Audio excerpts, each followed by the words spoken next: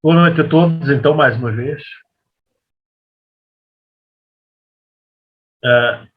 O tema de hoje é famoso entre os militares, nos últimos tempos, a avaliação, o regulamento de avaliação de mérito dos militares das Forças Armadas, e o objetivo, mais uma vez, é informar e suscitar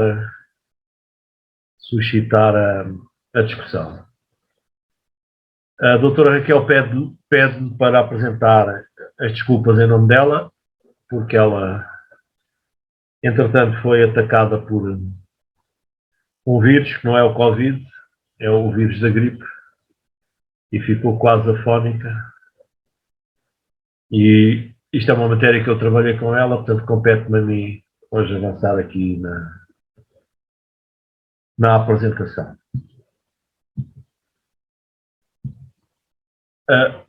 Vamos aqui abordar, ainda de forma breve, estes tópicos: o enquadramento do MFAR, o que é o sistema, em termos conceptuais, para que é que serve, quais são as bases de avaliação do mérito militar,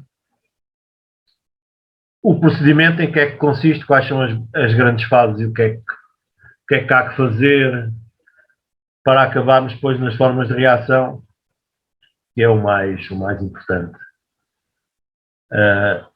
para quem muitas vezes não concorda com a avaliação que lhe é atribuída por alguma razão.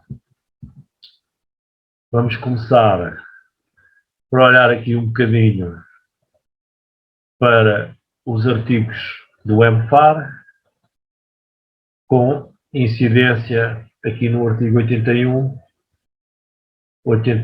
a 83, e os princípios, e sabendo que existem os outros vamos lá depois se for necessário. Passando aqui já ao MFAR, fazendo um enquadramento, o MFAR aponta para a avaliação de mérito. Não se define em lado nenhum por compreensão o que é o mérito. O mérito acaba definido por extensão, pelos elementos que constituem a avaliação de mérito.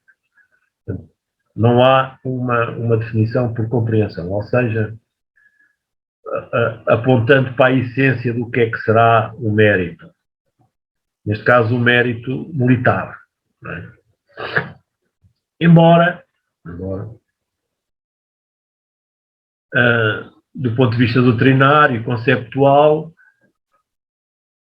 e também do ponto de vista jurídico, é possível fazer uma delimitação do que é o mérito e do que é o núcleo deste mérito. Eu diria que o núcleo do mérito, ainda sem ser adjetivado, se prende com uma qualidade pessoal de poder vir a satisfazer, numa determinada função, as finalidades e os caráteres, os parâmetros que apontam essa função. Portanto, é uma qualidade, o mérito assim pensado é uma qualidade pessoal. Não é? Depois é possível uma discussão se o mérito é uma qualidade inata, se é uma qualidade construída. Não vale a pena entrarmos por aí. A ideia que eu julgo que interessa aqui reter é que o mérito é uma qualidade pessoal com relação a uma função. Portanto, assim é possível dizer que o mérito militar é uma qualidade pessoal, portanto, a qualidade de alguém, qualidade que vai ser manifestada no contexto da função militar. Não é? Função militar que se prende maioritariamente com a famosa gestão e exercício da violência na defesa de pessoas, territórios, bens, valores. Portanto, é mais ou menos isso que se trata. Aqui no nosso contexto, indo ao caso concreto, temos a mesma ideia, mas expressa também em função das finalidades, mas no contexto do MFAR. O que é que isto quer dizer? Quer dizer que, assumida a condição militar, assumido o estatuto de prestação de serviço militar, o mérito e a avaliação de mérito é inerente a essa condição. É isso que vai permitir depois, mais à frente, distinguir, em termos de mérito, os militares uns dos outros. Porque as distinções depois dos militares não são só feitas em termos de mérito. Não é? Isto é importante porque, como veremos depois mais à frente, sem um quadro claro de referências para podermos medir e distinguir, para achar diferenciais, poderá ser muito difícil. Dinheiro no fim doce. Poderá ser muito difícil atingir os objetivos da avaliação de mérito. Há alguém com o microfone ligado, eu agradecia que desligasse. Eu gosto de tirar BP. Obrigado.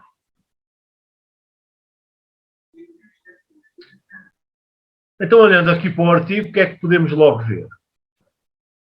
Que está sujeito à avaliação de mérito quem está na efetividade de serviço. O seu mérito vai ser, numa primeira distinção, diferenciada entre mérito absoluto e relativo. Portanto, o mérito absoluto é uma qualidade, eu diria que é um peso específico do militar, sem comparação com outros, enquanto o mérito relativo é uma dimensão comparativa. Não é? E o mérito absoluto e relativo também tem outra dimensão, que é quem atinge o mínimo para poder ir a uma seleção e quem não atinge. Isto, não parecendo um problema, pode ser logo imediatamente um problema, porque para atingir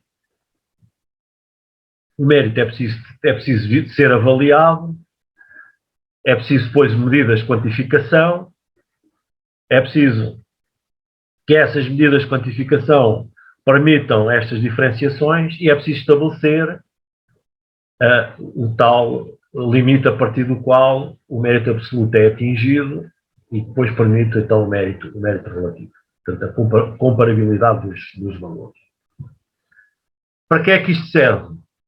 Serve para concretizar um direito, porque é um direito que todo militar tem, de percorrer as diversas situações jurídicas atinentes ao posto que tem e às funções que vai tendo, que se chama carreira, não é? Portanto, na categoria respectiva, portanto, o desenvolvimento da carreira, este assegurando o desenvolvimento, é preciso a gente perceber que se trata desta noção de carreira, e tem um fundamento, como qualquer ato jurídico, porque a avaliação de mérito é um ato jurídico, tem que ter uma fundamentação. Não é? E aqui então é que começamos a perceber, em termos por extensão, o que é o mérito. Portanto, fala-se em capacidade militar e competência técnica para o exercício de funções de responsabilidade de nível mais elevado. Portanto, está aqui a ideia subjacente também, que a carreira é para desenvolver de um nível inferior para um nível superior. Capacidade militar há de se referenciar a um domínio estritamente militar, tem a ver com os valores, tem a ver com os valores expressos na Constituição, na lei e no RDM,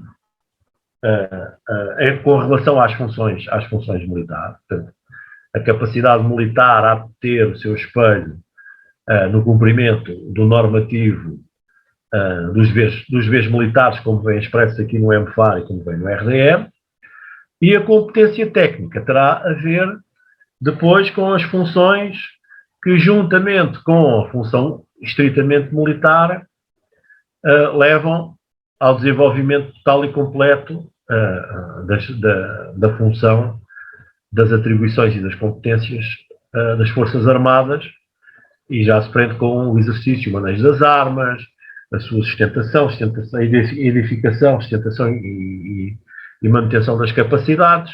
Portanto, não vou aqui estar agora a delinear todo o quadro, mas aquela partícula e da competência técnica aponta para outra coisa muito importante, para outro facto muito importante, que a capacidade militar e a competência técnica para o exercício das funções de responsabilidade, não só disciplinar, mas técnicas ao mais alto grau, têm necessariamente que andar ligadas. E se não estiverem ligadas, temos aqui um problema. Portanto, a avaliação do militar tem esta finalidade, também o aperfeiçoamento do sistema de avaliação, do SAMFA. Nesta altura, há um começo de centralização que não se sabe quando é que acaba e o que é que vão exatamente a retirar daqui. E há aqui um problema depois de manipulação de dados, mas agora não interessa. Das técnicas e dos critérios de avaliação. Portanto, há também aqui uma preocupação a ir aperfeiçoando constantemente estas responsabilidades de aplicar técnicas com critérios de avaliação que permitam, em tal, concretizar a tal ideia de mérito absoluto e mérito relativo. Tem o número 3 que nos indica como é que a avaliação é extraída, não é? É uma apreciação curricular. Atenção que a apreciação curricular é tendencialmente ligada à carreira, não é? É tendencialmente ligada à categoria respectiva com estas fundamentações, mas não é só. Não é? Porque os valores militares tendem a expandir-se e a abranger até determinado ponto e determinado limite toda a vida, todo o modo de vida de quem é militar, de quem abraçou a carreira militar, quem pertence ao quadro permanente, maioritariamente. A avaliação é individual e tem estes fins. Aqui o que nos interessa hoje é a promoção. Normalmente, aqui a promoção está muito ligada depois ao desempenho de cargos e exercício de funções. Portanto, estas duas componentes estão ligadas e deviam estar ligadas e devia haver uma maior demonstração de como é que as coisas se ligam e às vezes isso não é feito. Depois é feita, diz no número 4, que é feita com base em critérios objetivos relativos ao exercício de todas as suas atividades e funções. Isto há de ser de alguma maneira densificado no RAMFA, embora haja sempre uma discussão de fundo se a avaliação é eminentemente subjetiva ou se só se tem também um pendor mais eminente objetivo. Também podemos mais à frente discutir um bocado esta problemática. E as instruções para a execução do sistema de avaliação são, vamos ver a seguir, gostaria do mesmo nível, já sei. Princípios fundamentais. Portanto, é uma obrigação, é um poder-dever da administração, o que significa que qualquer militar, em especial militar dos QPs na efetividade de serviço, tem que ter uma avaliação. não é? E é uma prerrogativa da hierarquia militar, com exceção do disposto no número seguinte. O número seguinte aponta aqui para avaliações individuais fora da estrutura orgânica das Forças Armadas. Portanto, aqui, quem sai fora da estrutura orgânica fica sujeito a outro critério de avaliação, a outra modalidade de avaliação, e depois há o problema da transposição dessa avaliação para a carreira militar. O número 4, 5, 6 e 7 são normas que apontam mais para a concretização da avaliação. As avaliações têm um período específico, normalmente é anual. Esta expressão, independente de outras avaliações anteriores, é uma verdade relativa. Já vamos ver porquê, lá mais à frente. Mas, em princípio, ela esgota-se naquele universo e não poderá ter pressupostos anteriores de avaliações para trás, nem permitir grandes projeções para a frente. Portanto, aquele período é relativamente autónomo. É sempre fundamentada a juízo de valor precisos e objetivos. Isto depois é concretizado pelas matrizes da folha de avaliação individual. Isto aqui decorre de uma obrigação constitucional, que é a audiência prévia. E este condicionalismo aponta objetivamente para a definição de quadros, de referência, de objetivos, propostos, cargos, funções, que a lei devia desenvolver e até hoje não desenvolveu. Só para terminar estes dois artigos, portanto, esta fase, a avaliação individual tem estas finalidades. Aqui a linha A liga-se claramente à problemática da promoção. A linha D é sempre muito esquecida.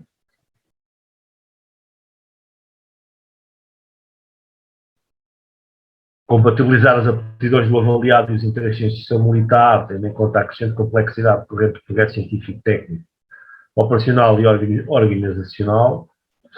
Eu digo que é sempre um bocado esquecida, porque depois temos que juntar a este o tal artigo que diz que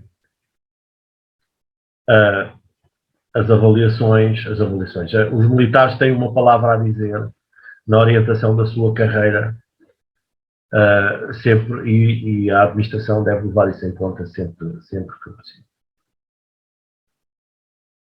Confidencialidade.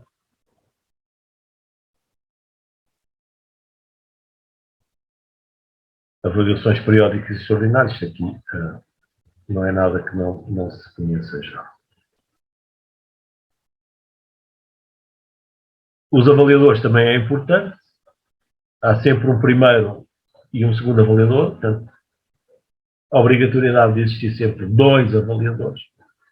Mas isto não quer dizer que depois no procedimento de avaliação não intervenham mais, no fundo, mais avaliadores, alguns que venham homologar, validar essas avaliações.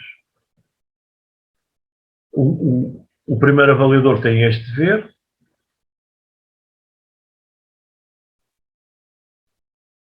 O segundo avaliador não se pronuncia sobre a avaliação, mas sim quanto ao modo como o primeiro avaliador possível avaliado, sempre que tiver conhecimento direto deste.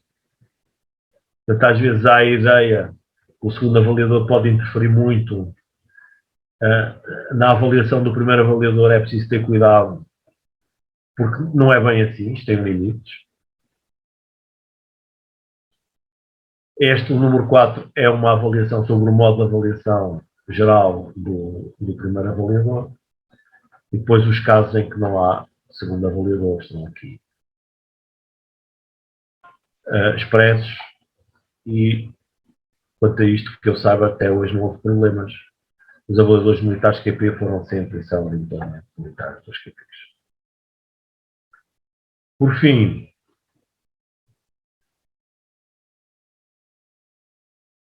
quando há uma avaliação nitidamente divergente, é preciso cumprir isto. Daqui, por causa disto, eu dizer o tal pressuposto de que a avaliação é autónoma, não tem, diz respeito àquele período, não tem nada a ver com o que se passou para trás, nem com o que se está a projetar para a frente, não é absolutamente verdade por causa deste artigo. Né?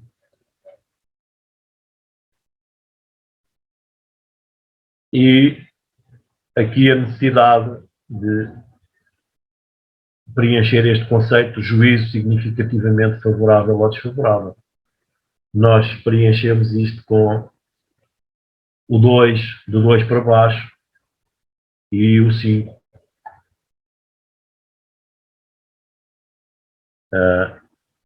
De modo a concretizar este objetivo. Na prática, acontece mais isto com o juízo significativamente desfavorável do que o juízo significativamente favorável. Para termos depois agora uma ideia em que é que se traduz o SANFA e o que é para o SANFA, o que é o mérito militar. Temos aqui o artigo 4º do sistema de avaliação do mérito, que faz parte do regulamento. E então aqui aproximamos mais do concreto e podemos perceber que se trata da demonstração de competências. Esta demonstração de competências terá que ter um fundo legal estribado não só no RDE, mas nos regulamentos e nos normativos das unidades e serviços onde os militares prestam serviço, se possível com um quadro típico de funções, não é? É uma coisa que não é muito comum acontecer, embora às vezes aconteça. Mas esta demonstração de competências, sem este fundo, depois torna-se difícil conseguir objetivar ou conseguir debater aquilo que se disse. O grau do potencial estimado para enfrentar níveis crescentes de responsabilidade. Portanto, isto é uma avaliação que é feita e só é possível fazer em contacto direto com os avaliados e que se prende com as situações normais e extraordinárias que a função militar e o exercício das competências exige. Portanto, a capacidade de resolver, enfrentar problemas, isto depois vem identificado na folha e nos descritivos que acompanham a folha. Os resultados obtidos nos ciclos de estudos, cursos, tirocínios e estágios, que aqui é mais fácil de resolver porque há regulamentos e saem as notas. Das eventuais medidas disciplinares e penais que sejam aplicadas, também é fácil de preencher. De outros elementos de informação constantes no currículo, já perguntei o que isto é. A malta sorri, a malta que tem que fazer isto sorri e não é capaz de dizer, mas isto tem a ver depois com cursos que se tiraram fora dos ciclos de estudos, tirocínios e estágios obrigatórios, tem a ver com participações em ações lá fora, cá dentro, etc, etc, etc. Mas atenção, porque também cabe aqui depois avaliações de cariz moral ou outros, e essas não podem vir interferir na avaliação. Da sua antiguidade no posto, este é o objetivo, é contar do dia em que se assumiu funções naquele posto até ao dia em que se é avaliado. Aqui as finalidades são as mesmas, mas acrescenta isto.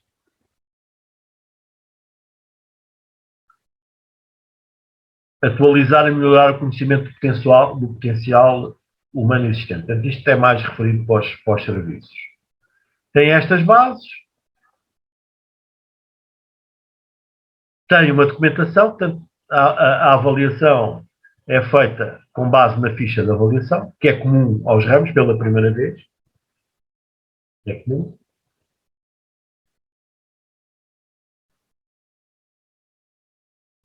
Tudo isto aparece depois no registro do currículo militar. Também está mais ou menos normalizado. Tem o FAM,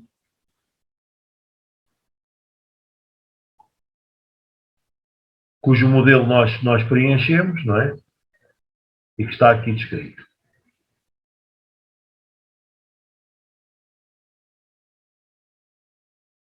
Importa depois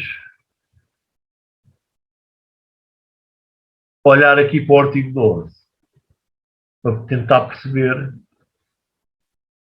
como é que, então, quem vai fazer a avaliação e quem é avaliado, de onde é que parte, não é? Para verem depois como as coisas podem começar a dar para o torto, a impressão causada por uma em particular, de modo a evitar a impressão causada por uma particular. Portanto, quando se escreve isto, é porque se reconhece que pode haver situações em que esta impressão causada por uma avaliação em particular pode existir. Da mesma forma, por aí fora, todas estas situações que se querem evitar apontam para situações em que se pode cair. Eu gosto sempre de salientar esta, atribuir níveis elevados e sentir pressão para continuar a fazer. Isto é uma coisa que pode acontecer quando, num contexto em que há muito trabalho e o pessoal é pouco. É bom que se conheça aqui este artigo, porque enquanto os outros artigos, o 9, o 10 e o 11, e mais os artigos já referidos do MFAR, apontam para uma delimitação positiva, pela positiva, não é? Até onde é que eu posso abrir o compasso. Aqui há uma delimitação negativa, não é? Eu posso abrir o compasso desde que depois que não ultrapasse estes parâmetros aqui situados. Portanto, há aqui uma dinâmica a respeitar.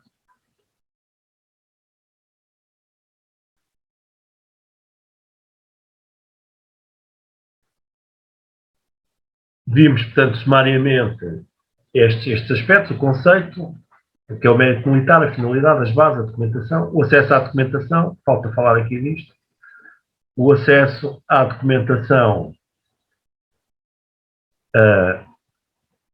é concretizada pelo conhecimento que é dado ao militar avaliado dos valores que foram atingidos aqui nestas competências. Adaptabilidade, autodomínio, comunicação, cultura geral, cultura militar, decisão, segurança. Eu acho que isto é conhecido. Mas o acesso à documentação depois não fica aqui, não fica por aqui. Portanto, aplica-se, além deste conhecimento pessoal, se eu tiver necessidade e justificar, socorrente do Código de Procedimento Administrativo ou da Lei de Acesso aos Documentos da Administração, eu posso suscitar à administração e aos órgãos de gestão do pessoal, aos avaliadores e a quem processa e compila estas matérias, o conhecimento não só de documentos que me dizem respeito, mas que, relacionados com matérias que me dizem respeito, digam respeito a outras pessoas. Portanto, é isto que me permite depois, se eu tiver necessidade em última instância, conhecer a avaliação pessoal de outros camaradas, no contexto de um conselho de classes ou de um órgão colegial que vai decidir sobre a avaliação do militar em concreto, num contexto de promoção em que haja concorrência, isto é, em que haja uma vaga e haja pelo menos 2 militares em confronto no Conselho de Armas ou de Classes para poder preencher esse cargo. Outras especialidades. Outras especialidades na Força Aérea, obrigado. Estava aqui à procura. Dizeste bem, obrigadíssimo. Portanto, estas são as bases.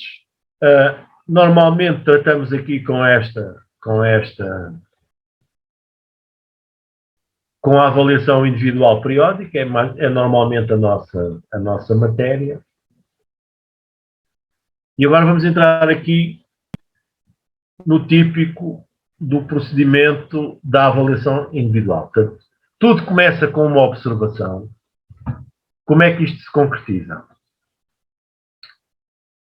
Concretiza-se com, normalmente, o despacho de nomeação e tomada de posse num determinado cargo com registro orgânico numa determinada unidade militar.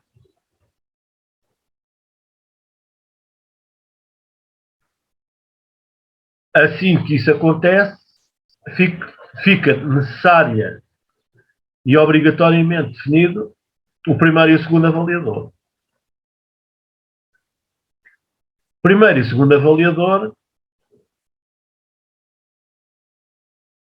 que se devem dar a conhecer enquanto primeiros e segundos avaliadores, não é? E que deviam logo ter um primeiro contacto com quem vai ser avaliado para explicitar essa importante função que é a avaliação de mérito. Eu estou com esta conversa porque isto não está uniformizado nos diversos ramos. Eu conheço melhor a Marinha, não é? E sei que na Marinha nem sempre isto também é cumprido e nem sempre é tratado de forma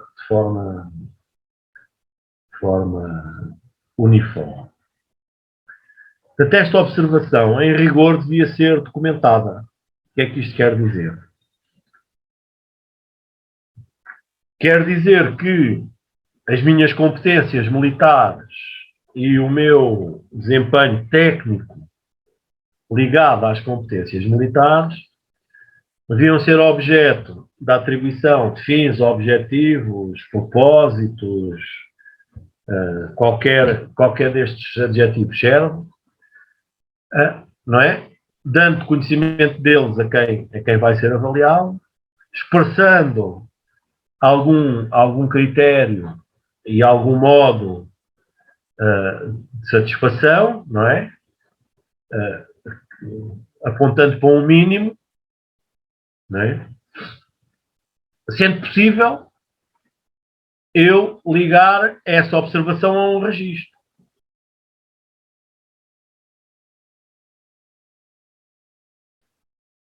O que acontece a maioria das vezes é que há observação, mas não há registro.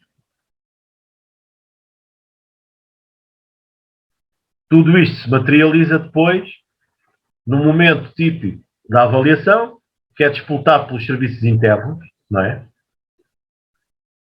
Os serviços internos de gestão e do pessoal, quer a nível central do ramo, quer no serviço à unidade,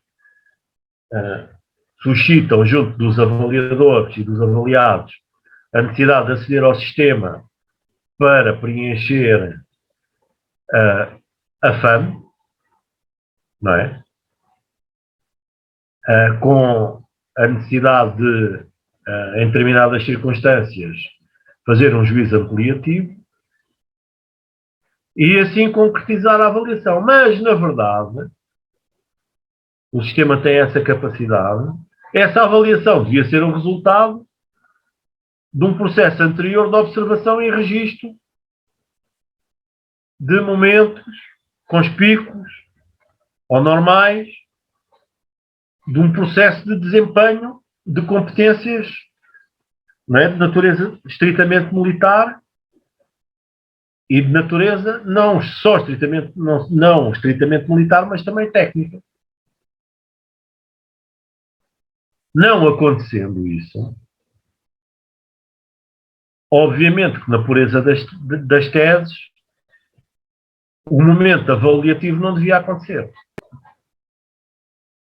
Não estavam reunidas as condições. Não obstante, sabemos que ele acontece. Não é? A seguir, a audiência prévia é concretizada de muita maneira, mas aquela que conta no sistema é quando eu assino, não é? Assino e manifesto a vontade de reclamar ou recorrer, ou não digo nada e manifesto apenas que tomei conhecimento e que isto concretiza o momento da audiência prévia. No fundo, aqui a audiência prévia tem a ver com aquilo que se falou de tomar conhecimento da folha de avaliação.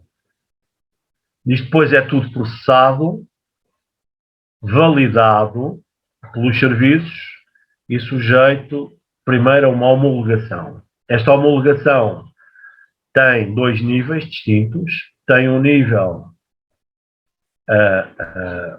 das chefias superiores dos ramos e dos serviços de gestão do pessoal, não é? Que fazem a homologação. O que é a homologação? É uma concordância com a verificação e a concordância com tudo o que ficou para trás. Portanto, a homologação, no fundo, vai dizer que é o passo intermédio, portanto, no fundo, vai dizer que, sim senhora, a audiência prévia foi bem feita, a avaliação está dentro dos parâmetros, é correto, porque houve um registro e porque houve uma observação e não há aqui problemas. Se houver aqui problemas em observações, registro, avaliação, não é? A homologação não é feita e é promovida. São promovidos os atos e formalidades necessários, aqui estando para trás, até ao ponto, normalmente vou até aqui à avaliação, de modo a que depois possa prosseguir. Isto pode levantar logo um problema, porque depois, no caso das promoções, alguém que seja prejudicado numa destas fases pode acabar por não ter a sua avaliação validada. Não tendo a avaliação validada, não tem a tal integração de efeitos, que é a imputação de uma medida quantitativa de mérito próprio e relativo para aquele Conselho de Especialidades de Classes ou de Armas e não ser promovido, ou ficar fora desse contexto. Se não for avisado, se não tiver conhecimento, e se esta homologação não for bem feita com esta verificação, pode haver aqui responsabilidades a apontar, porque pode acontecer que alguém fique tremendamente prejudicado com isto tudo. Estes não são os nomes legais, nem constam, este procedimento não consta assim, com estes nomes, nos regulamentos, mas, do ponto de vista dos atos e formalidades necessários a obter a avaliação, de modo a que ela depois produza efeitos, se não houver informação e registro, e se a homologação não corroborar, depois tudo o que está para trás, isto fica prejudicado. Fica prejudicado, como é que eu posso reagir? Portanto, as formas são a reclamação, recurso hierárquico necessário e, por fim, a ação de judicial de impugnação. Isto significa que eu, sem passar necessariamente aqui por recurso hierárquico necessário, eu não consigo chegar a tribunal. Né?